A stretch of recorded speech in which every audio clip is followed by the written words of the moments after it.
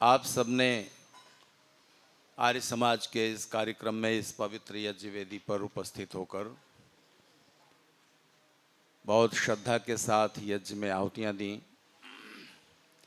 और आहुतियों के साथ अपनी प्रार्थनाएं भी कही होंगी, ऐसा मेरा अनुमान है।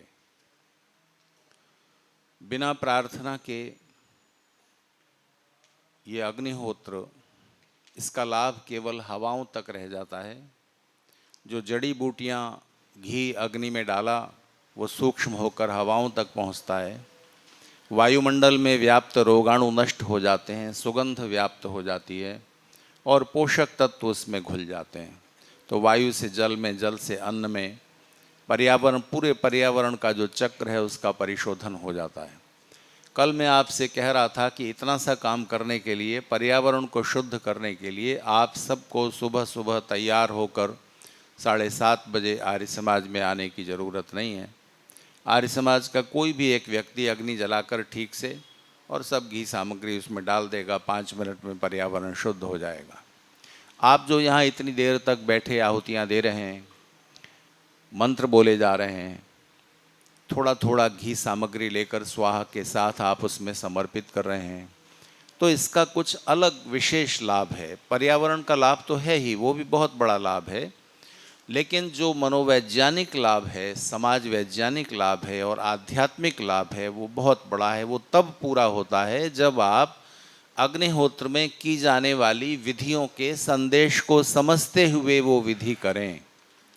दूसरे जो मंत्र बोल रहे हैं उस, या तो आपको उसका अर्थ पता हो, नहीं तो आप कुछ भी ईश्वर से अपनी प्रार्थना निवेदित कर रहे हों।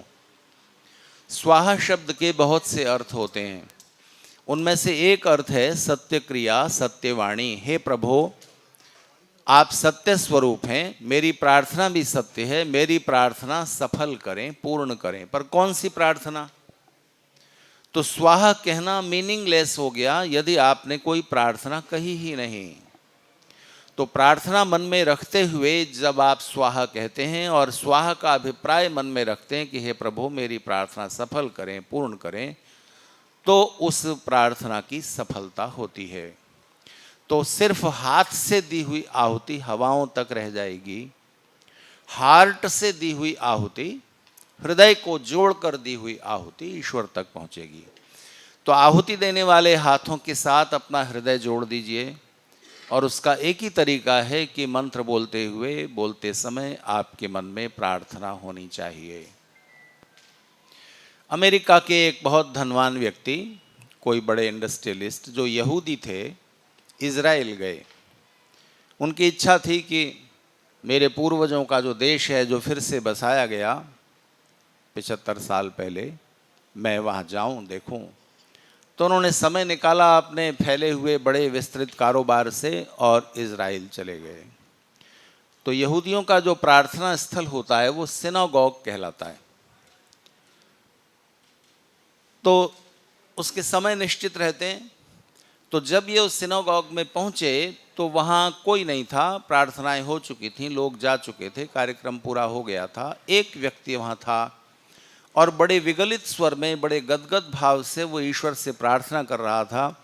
उसकी आंखों से आंसू बह रहे थे और वो कह रहा था, हे भगवान, मेरी पत्नी बीमार है, हॉस्पिटल में है, आप जानते ही हो, $10,000 का खर्च है, मेरे पास एक भी डॉलर नहीं है आज की तारीख में। अगर $10,000 नहीं हुए तो मेरी पत्नी मर जाएगी। ये उद्योगपति सिनागोग में पहुंचा और वो व्यक्ति प्रार्थना कर रहा था ईश्वर से। इस उद्योगपति ने उसकी प्रार्थना सुनी और संयोग ये कि इसकी जेब में $10,000 कैश मौजूद थे। उसकी प्रार्थना पूरी हुई। ये उसके पास गया और $10,000 निकाल कर उसको दिए और कहा कि आपकी पत्नी बीमार हैं, आप उनका इलाज कराइए, परमेश्वर उन्हें स्वस्थ करें, डॉक्टर अपना काम अच्छे से करें, $10,000 आप स्वीकार कर लीजिए। उसने वो $10,000 ले लिए। फिर इन उद्योगपति सज्जन ने अपना कार्ड निकाला और उसको दिया और कहा कि जब भी आपको कुछ ऐसी समस्या आए, कोई ज़रूरत हो, तो ये मेरा पर्सनल नंबर इस कार्ड पर है, आप मुझे फ़ोन कीजिएगा और मैं आपकी सहायता करूँगा। तो उस व्यक्ति ने कहा, जिसको $10,000 मिले थे, उसने कहा कि नहीं, मैं आपको फ़ोन नहीं करूँगा, मैं उसको ही कहूँगा जिसने आपको मेरे पास भेजा। आपको ये कथा अच्छी लगी होगी, सत्य भी लगी होगी। बहुत सारी बातें जो अर्ध सत्य होती हैं पूर्ण सत्य के रूप में प्रचारित हो जाती हैं और लोग उनको सुनते रहते हैं। जिस बात को सुनकर आपकी भावनाएं आह्लादित हों, आपका मन प्रसन्न हो, जरूर उसमें कुछ न कुछ झोल हो सकता है। बुद्धि से उसकी परीक्षा करनी होती है। प्रार्थना के बारे में बहुत सी बेतुकी बातें, तर्क रहित बातें या कुतर्क वाली बातें चलती हैं। बहुत से धर्म गुरु हिंदू समाज के ये कहते पाए जाते हैं कि भगवान से प्रार्थना नहीं करनी चाहिए। कुछ कहते हैं कि प्रार्थना करो तो उसमें धन दौलत, संतान, उसकी उन्नति, स्वास्थ्य, दीर्घायु वगैरह मत मांगो, ईश्वर पर ही छोड़ दो। बहुत हो गया तो मांगो कि हे भगवान बस आपकी कृपा हमें मिले। ऐसी ऐसी बातें करते हैं। कुछ का कहना है कि भगवान को तो पता ही है कि हमें क्या चाहिए, हमारी क्या समस्या है, क्या दुख है हमारे, क्या हम चाहते हैं, तो ईश्वर को पता ही है, तो हम प्रार्थना क्यों करें? तो प्रार्थना नहीं करनी चाहिए। तो ये बातें भी जब इस तरह कही जाती हैं तो लोग उससे भ्रमित हो जाते हैं। देखिए, समझने की बात यह है कि मैं कल परसों आपसे कह चुका हूं कि प्रार्थना पूरी होगी अगर प्रार्थना सत्य है। प्रार्थना को सत्य करने के कुछ तरीके हैं। वो प्रार्थना पूरी नहीं होगी जिस प्रार्थना को आप ईश्वर से कह रहे हैं और उस चीज़ को पाने के लिए आप खुद कुछ नहीं करना चाहते, खुद का प्रयास आप बिल्कुल नहीं करना चाहते हैं और ईश्वर से आप कह रहे हैं। वो प्रार्थना पूरी नहीं होगी जो सृष्टि नियमों के विरुद्ध है। वो प्रार्थना पूरी नहीं होगी जो व्यक्तिगत राग द्वेष पर आधारित है। भगवान, पड़ोसी का बिजनेस बहुत अच्छा चल रहा है, बड़ा घमंड आ गया है, उसको जरा घाटा डाल दो। ये बेकार की बातें हैं। वो प्रार्थना पूरी नहीं होगी जो मन की गहराई से नहीं उठी है। अगर आपका हृदय गूंगा है तो समझ लीजिए कि भगवान भी बहरे हैं। और अगर आप प्रार्थना आपकी सच्ची है, आप प्रार्थना कर रहे हो, तो प्रार्थना अवश्य पूरी होगी। अगर प्रार्थना पूरी नहीं होती तो दो में से एक बात है, या तो भगवान झूठे हैं या प्रार्थना झूठी है। प्रार्थना को सत्य कर लीजिए। कल मैंने आपसे कहा था, परसों भी कहा था कि प्रार्थना क्यों सुनेंगे ईश्वर और बिना प्रार्थना के क्यों दे दें? पता तो है ईश्वर को आपको क्या चाहिए, लेकिन नियम कर्म का है ना। भगवान कुछ भी फ्री नहीं देते। बताइए क्या फ्री देते हैं? एक ही चीज है जो परमेश्वर मुफ्त दे रहे हैं, एक ही चीज है। कौन सी है जी? जी नहीं, सांसें फ्री नहीं है, हवा फ्री नहीं है। मुंबई जाइए तो लोकल ट्रेन में बैठेंगे तो बांद्रा की खाड़ी के ऊपर से ट्रेन गुजरेगी। आप अपनी नाक बंद कर लेंगे और आंखें खुली रहेंगी तो देखेंगे आप कि उस गंदी खाड़ी की दुर्गंध युक्त वातावरण में, उस हवा में सैकड़ों लोग झुग्गी झोंपड़ी बनाकर रह रहे हैं। आप आलू चिप्स का या कुरकुरे का 10 रुपए का पैकेट खरीदो, उसमें 7 रुपए की हवा मिलेगी, है ना? फ्री नहीं है। तो ईश्वर की ओर से हवा फ्री नहीं है। फ्री वो मानी जाएगी जिसके अगेंस्ट आपने कुछ नहीं किया है और आपको मिल गया है। वो ऐसा अगर ईश्वर की ओर से है तो सबको समान होना चाहिए। हवा सबको समान नहीं है। कोई गंदी हवा में रह रहा है। आप दिल्ली वासियों की बजाय ज़्यादा स्वच्छ हवा में रहता हूँ, एटा में। कभी आइए गुरुकुल। सूरज की रोशनी सबको समान नहीं है। ब्रिटेन जाइए, ठंडे देशों में जाइए तो पता चलेगा कि सर्दी के दिनों में जिस दिन सूरज उग आया उस दिन छुट्टी हो जाएगी। ऑफिसों में जाओ, आज सूरज निकला है, ऐश करो, घर में बैठो, कुछ करो, घूमो फिरो, छुट्टी। सबको समान रूप से सूरज की रोशनी नहीं मिली है। कुछ देश ऐसे हैं जहाँ सोने के लिए बड़े बड़े मोटे पर्दे करके सोना पड़ता है, 18-20 घंटे सूरज चमकता रहता है। तो क्या फ्री है? एक ही चीज़ फ्री है। अभी बताऊंगा नहीं क्या है फ्री, लेकिन एक हिंट देता हूं कि वो फ्री है। परमेश्वर सबको समान रूप से दे रहे हैं, सतत दे रहे हैं, और हम उसे लेते नहीं। अब ध्यान गया आपका कौन सी चीज़ है? खैर, परमेश्वर को पता है कि आपको क्या चाहिए, लेकिन बिना कर्म के नहीं देंगे। जिसका जितना कर्म, जैसा कर्म वैसा फल होगा। तो प्रार्थना भी, ध्यान दीजिए, प्रार्थना भी एक कर्म है, उसका फल होगा। पता तो है ईश्वर को धन चाहिए सबको, पर जिसने पुरुषार्थ किया है उसको मिलेगा। ज्ञान चाहिए, जिसने पुरुषार्थ किया है उसको मिलेगा। उन्नति चाहिए, पुरुषार्थ किया है मिलेगा। लंबी आयु चाहिए, स्वास्थ्य चाहिए, कर्म लगेगा। और कर्म होंगे 5 तरह के। 5 प्रकार के पुरुषार्थ कर दीजिए। शरीर के पुरुषार्थ से, शरीर के परिश्रम से बुद्धि का परिश्रम ज्यादा बड़ा है। बुद्धि के परिश्रम से, बुद्धि और मन को जोड़कर किया गया पुरुषार्थ ज्यादा महत्वपूर्ण और मूल्यवान होता है। बुद्धि, मन और आत्मा को जोड़कर किए गए पुरुषार्थ का प्रयास का नाम प्रार्थना है। जितनी बार करेंगे, जितनी देर करेंगे, जितनी गहराई से करेंगे, उतने अंशों में ईश्वर उस प्रार्थना को पूरा कर देंगे। ये जो घटना है कि उस उद्योगपति ने $10,000 दे दिए और उसने बड़े उससे कहा कि मैं तुमको नहीं बोलूंगा फोन करके, मैं उसको कहूंगा जिसने तुम्हें भेजा। ईश्वर के प्रति उसका विश्वास ज्यादा बड़ा है, गहरा है। ये अच्छी बात है, प्रशंसा की बात है। लेकिन एक जीवात्मा, एक मनुष्य जिसने तुम्हारी प्रार्थना जो तुम ईश्वर से कर रहे थे वो ना देता, तो तुम क्या उसकी जेब से $10,000 ले लेते? उसने दिया है तो उसके लिए भी तो ग्रेटिट्यूड फील करो, उसकी भी तो कृतज्ञता अनुभव करो। ठीक है, परमेश्वर सब कुछ दे रहे हैं, सबको दे रहे हैं, लेकिन आपको जिस मनुष्य ने दिया है, जिस व्यक्ति ने, उस व्यक्ति की भी अपनी भूमिका है, उसका अपना पुण्य है। तो दोनों बातें हैं। भगवान श्री कृष्ण ने कहा है 4 तरह के लोग परमेश्वर की प्रार्थना में मन लगाएंगे। सबसे बड़ा वर्ग उन लोगों का है जो दुखी हैं, किसी दुख से परेशान होकर प्रार्थना में ईश्वर के लगते हैं और उनकी इच्छा होती है कि भगवान की सहायता मिल जाए, ये दुख दूर हो जाए। दूसरा बड़ा वर्ग उनका है जो दुखी तो नहीं है, पर उन्हें कुछ विशेष सुख चाहिए, अधिक धन चाहिए, उन्नति चाहिए, संतान की उन्नति चाहिए, स्वास्थ्य चाहिए इत्यादि। जो कुछ विशेष सुख चाहिए उसके लिए वो प्रार्थना करते हैं। ऐसे लोगों की संख्या भी बहुत बड़ी है। तीसरे वो लोग हैं जो दुखी नहीं हैं, कुछ विशेष उन्हें नहीं चाहिए, बहुत कुछ पा लिया जीवन में।